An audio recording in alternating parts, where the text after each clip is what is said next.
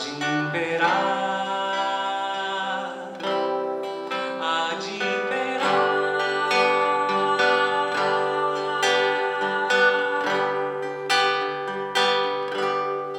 Amanhã está toda a esperança, por menor que pareça, existe e é pra vicejar. Amanhã. História na ditadura Santa Catarina, 1964-1985. O que foi a ditadura exatamente? O professor Reinaldo falará. O que foi a ditadura em Santa Catarina? Embora para muita gente isso possa parecer meio esquisito, a gente está falando de um livro que, na verdade, no fim das contas, quem não tem não vai sair daqui tendo, né? O livro não tá exposto, não está à venda, mas é um incentivo, na verdade, porque como ele é uma coletânea, ele acaba sendo um fragmento, uma junção de muitos fragmentos. Na verdade, todos esses trabalhos sobre a ditadura de Santa Catarina, tem trabalhos excelentes sobre a ditadura de Santa Catarina, produzidos desde os anos 80, né? Só que dispersos, né? E essas coletâneas, e particularmente essas coletâneas da Ana, então aí essa é a segunda pessoa que eu acho que merece muito os nossos agradecimentos. Às vezes a gente não aquilata o esforço que a Ana tem feito desde os anos 90 com essa coletânea, que ela bolou, que ela convida as pessoas para organizar com ela, que ela propõe, enfim, né? E o quanto tem sido importantes essas coletâneas para a historiografia de Santa Catarina, né? Porque, enfim, a gente acaba fazendo um trabalho ali que fica disperso, fica nas aulas, fica perdido, às vezes naquelas capas duras. Hoje em dia nem é mais capa dura, né? Aquela coisa que depositava os trabalhos na biblioteca, né? Pelo menos hoje em dia tem os repositórios digitais, né? Mas antigamente fazia uma dissertação, botava lá uma capa dura, ia lá para a biblioteca e ficava lá, escondido, perdido, né?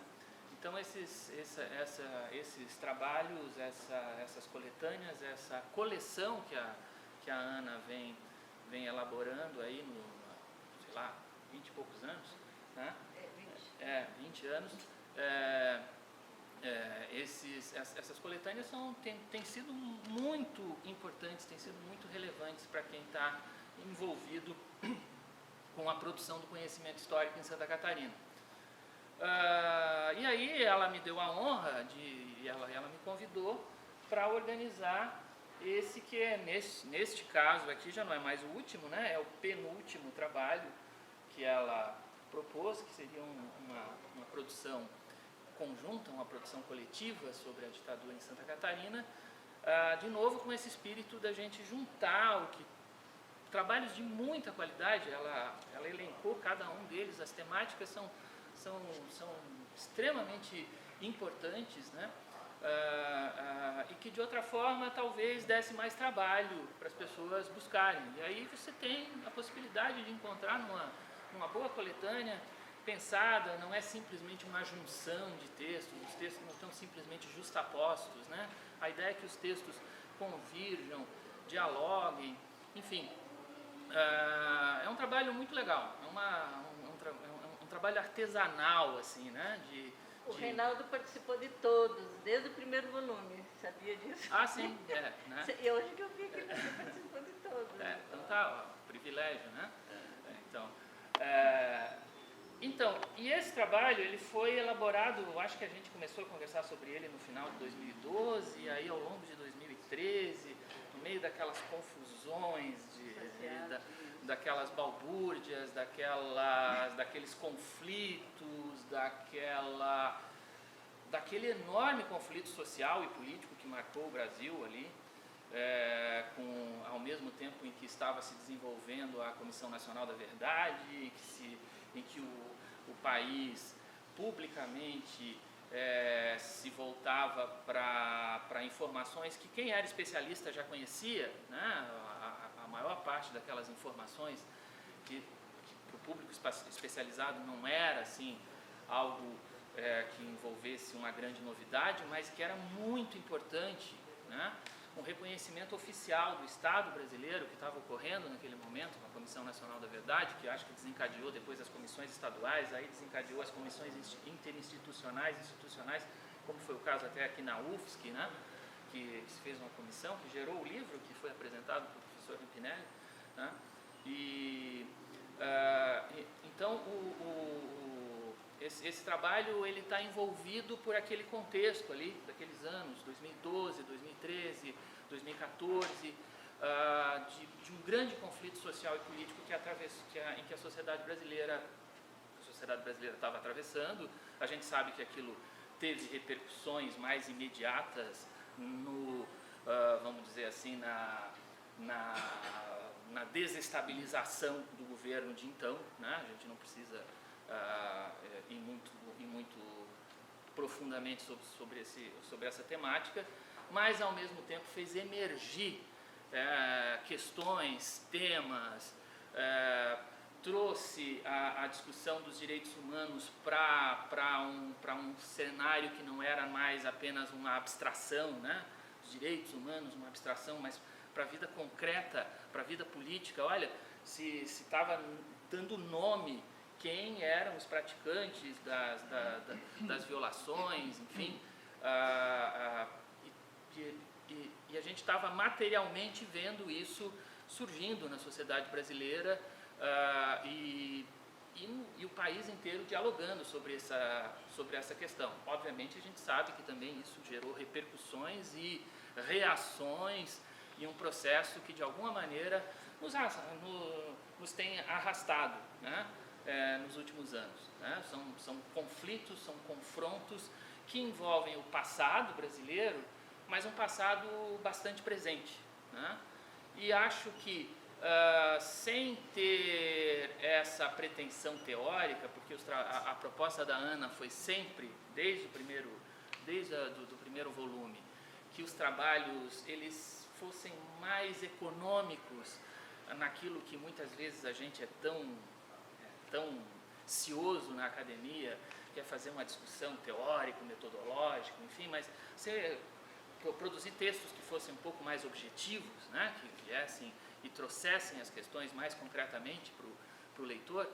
Então, isso não vai estar espelhado necessariamente nos textos de uma maneira mais imediata, mas, de alguma maneira, a gente estava produzindo e a gente estava meio que dialogando com perspectivas historiográficas muito recentes que dizem respeito à história do tempo presente, a noção de que há passados que não passam, né?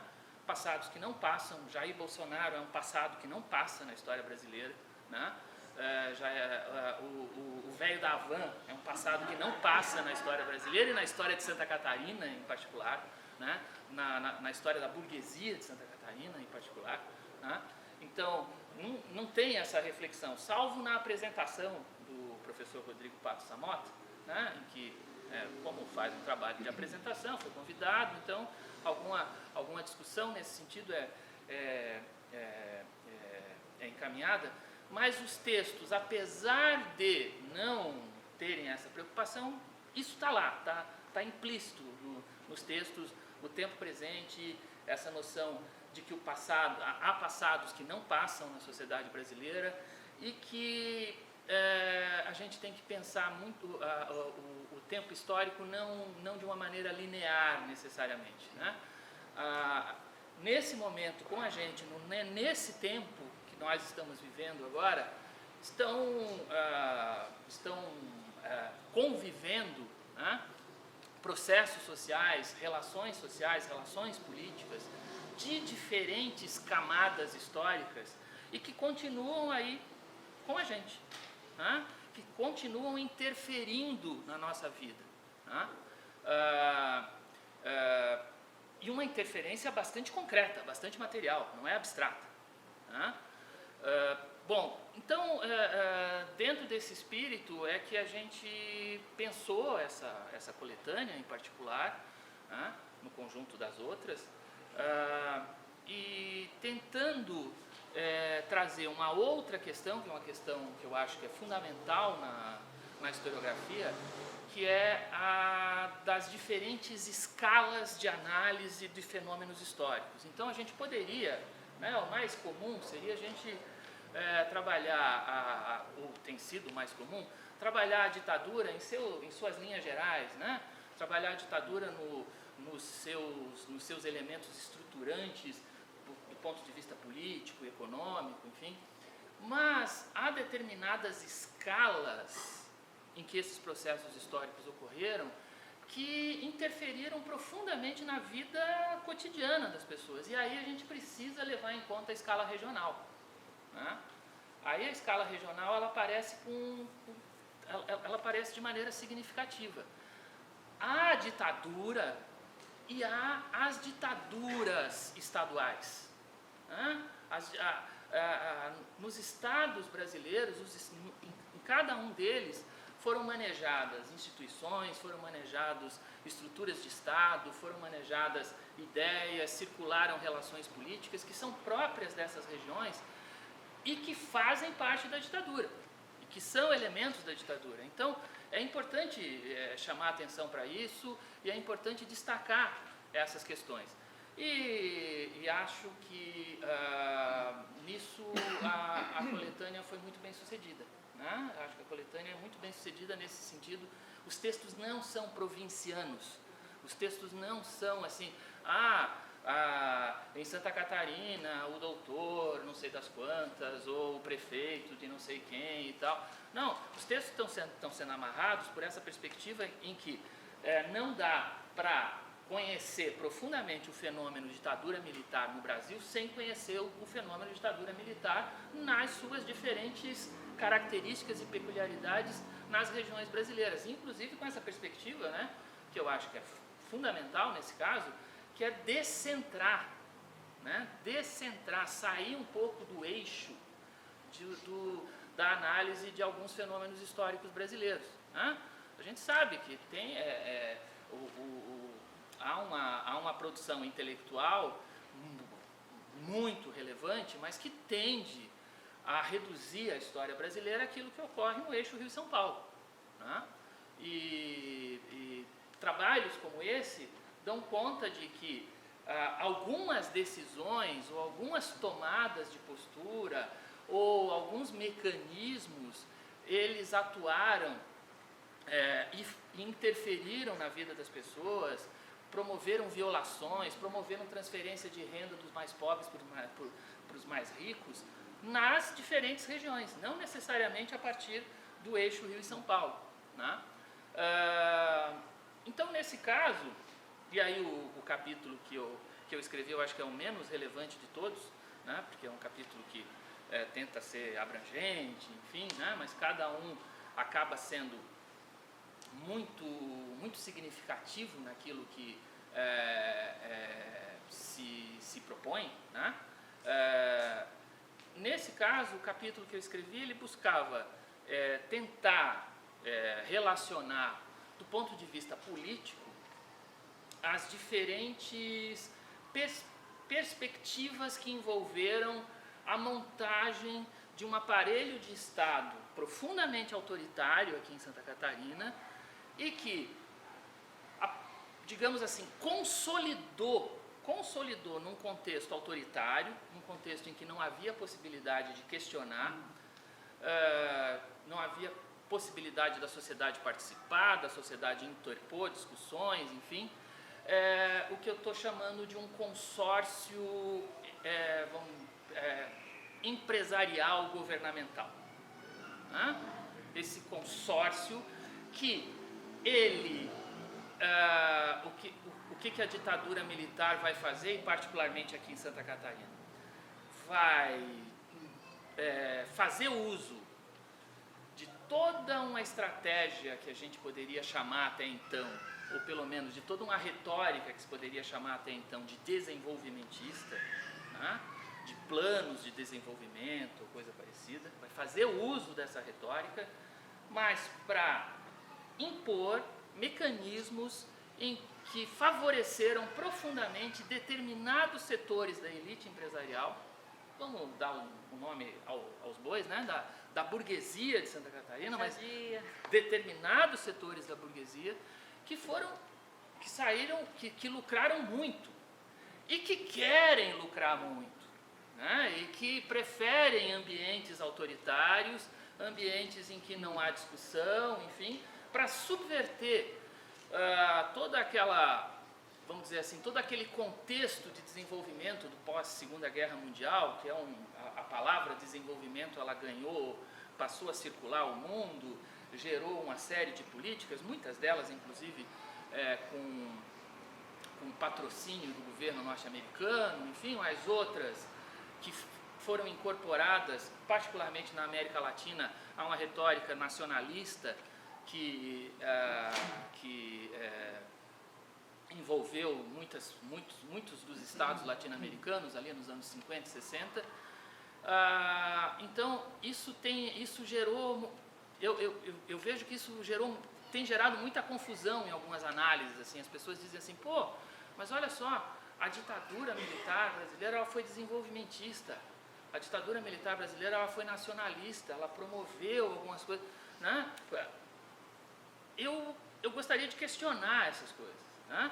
Na verdade, há um uso, há uma subversão, os subversivos são eles, né? Há uma subversão de todo um conjunto de políticas nacional-desenvolvimentistas que vão ser utilizadas para montar um consórcio empresarial governamental que era inquestionável, não dava para discutir, né? Não tinha condições de haver qualquer tipo de discussão, que carreou recursos públicos para alguns setores da burguesia de Santa Catarina muito destacados, né? Que gerou aí todo um segmento, ou que pelo menos gerou, ou que favoreceu todo um segmento do agronegócio, que favoreceu um segmento empresarial em algumas regiões, em alguns eixos de desenvolvimento econômico muito próprios de Santa Catarina, e que no caso aqui de Florianópolis, transformou, por exemplo, a cidade num parque de diversões da indústria da construção civil, e o que continuou posteriormente, né? Por isso que há passados que não passam, né? Então, nesse sentido, o objetivo do capítulo era tentar mostrar um pouco isso, tentar mostrar algumas amarrações em que, desde o governo Celso Ramos, do Plameg, né, isso já antes da ditadura, né, já antes da ditadura de 64, já estava sendo amarrado numa estrutura de consórcio público-privado, de um consórcio governamental empresarial, que favoreceu os setores da burguesia de Santa Catarina, favoreceu muito fortemente esses setores, né? Em detrimento, evidentemente, da classe trabalhadora, em detrimento de questões ambientais importantes, fundamentais, né? Eu encerro o meu capítulo lembrando que em 1984, ali onde havia toda uma discussão ainda a respeito se setores da esquerda iriam ou não iriam participar das discussões que envolviam a transição via colégio eleitoral, depois que a emenda Dante de Oliveira foi derrotada, houve uma explosão numa mina de carvão em Uruçanga, que foi naquela época, eu não sei se houve depois, o maior acidente no ramo da mineração no Brasil, né? E dezenas de mortos, enfim, o que dava conta da superexploração que foi submetida a classe trabalhadora num período em que aquela lógica que os americanos chamam de trickle down, né? O gotejamento dos de cima para os de baixo, fazer o bolo crescer para depois dividi-lo, ou coisa parecida. Aqui em Santa Catarina ele ganhou elementos doutrinários, né? Havia toda uma, vamos dizer assim, todo toda uma noção de que Santa Catarina faz isso de uma maneira ainda melhor do que os outros, né?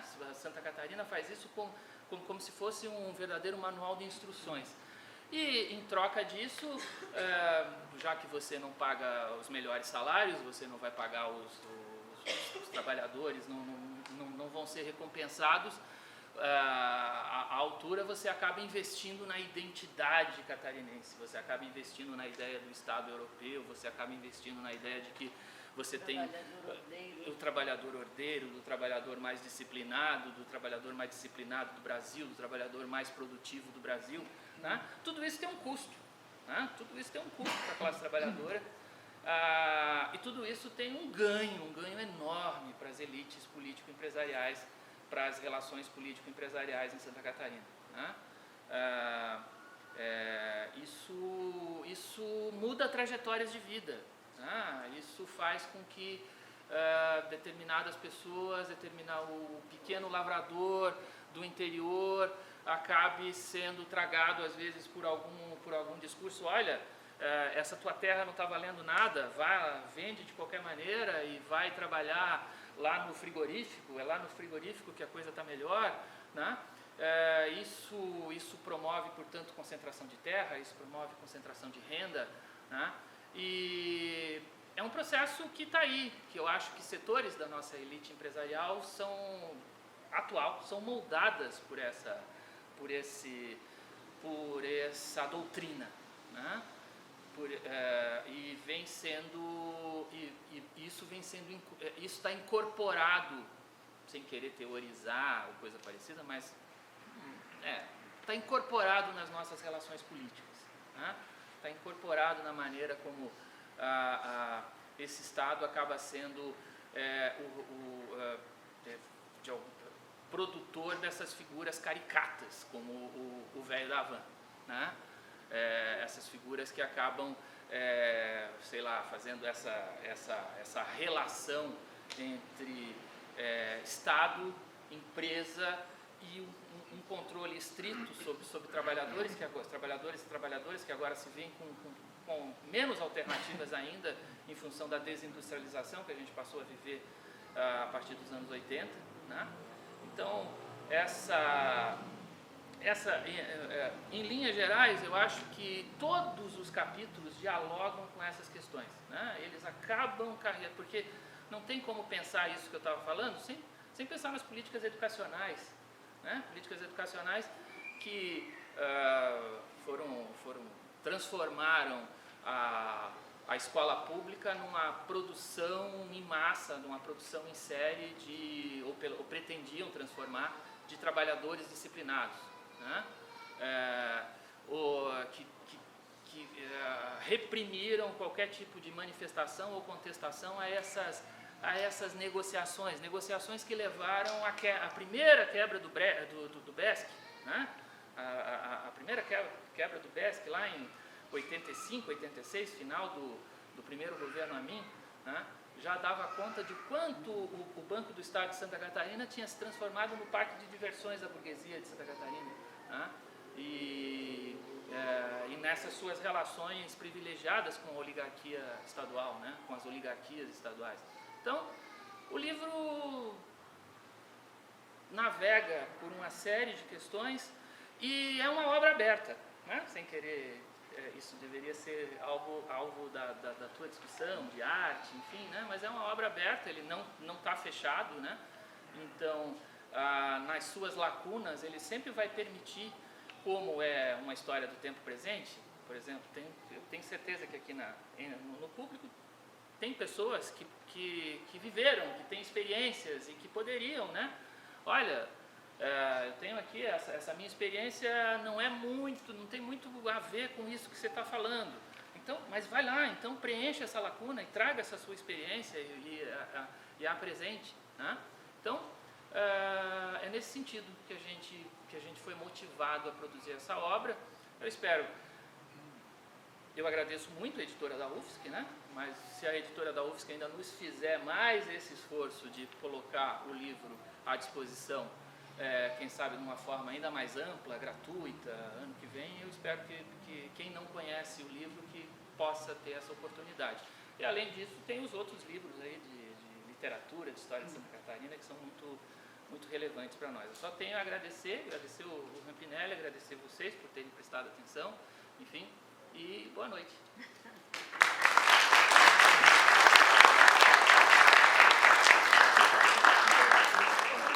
Eu queria só falar uma coisinha que eu falei, esqueci, mas que estava aqui no meu roteirozinho, que é sobre a editora da UFSC, o cuidado que a editora tem com o objeto livro. E, assim, o cuidado que eles têm com a capa, o corpo de revisores da editora da UFSC é fantástico, eles leem cada ponto, cada vírgula, cada acento que a gente faz. Então, realmente, os textos saem muito melhorados a partir da revisão. Todo o corpo de funcionários da editora da UFSC, assim, de primeira linha, não é, Valdir? E o atual diretor. Segundo. O conselho editorial da UFSC, que também é muito bacana. E, enfim, um livro não é só isso aqui, ele tem um entorno muito grande que o Valdir conhece muito bem, né? Bom, eu quero agradecer a Ana, o Reinaldo, fico muito grato pela apresentação de vocês. Quero dizer, como falou o Reinaldo, que o livro deles está esgotado, mas nós temos, tanto pela Insular como pela editora da UFSC, outros livros relacionados com a ditadura. E todos aí em promoção. Tem livro aí que custa R$80, sendo vendido a 25. Então, aproveite, é um belo presente. Quero agradecer ao Instituto de Memória e Direitos Humanos que faz uma transmissão desse nosso evento, isso é muito importante. E ali atrás também tem um panfleto, atrás do panfleto tem toda a programação do mês. Esses eventos vão ocorrer até 16 de dezembro. Setembro é ditadura e história, outubro é literatura, novembro é história do Brasil, dezembro é jornalismo alternativo. Por isso, toda sexta-feira estão convidados. Tragam os amigos, venham. É o encontro do livro. Livro na praça, ler para se libertar. Quero lembrar que ontem eu visitei a CONCAP e eles têm um museu do lixo. E dentro do museu do lixo na CONCAP tem uma biblioteca de livros que os trabalhadores da CONCAP encontram no lixo, limpam, recuperam, deixam ele bonito e doam para as escolas públicas. Nesta semana, a editora da UFSC vai fazer uma visita com a sua equipe na